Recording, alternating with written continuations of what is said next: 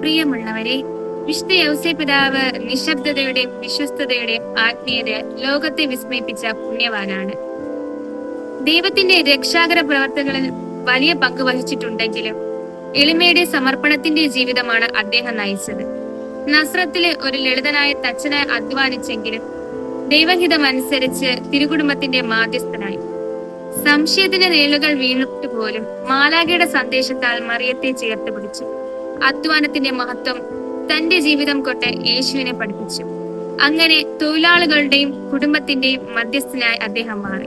സ്വന്തം ജീവിതം പൂർണ്ണമായി സമർപ്പിച്ച ഈ പുണ്യവാൻ നല്ല മരണത്തിന്റെയും സാർവത്രിക സഭയുടെയും കാവൽക്കാരനായി ഇന്ന് നിലനിൽക്കുന്നു.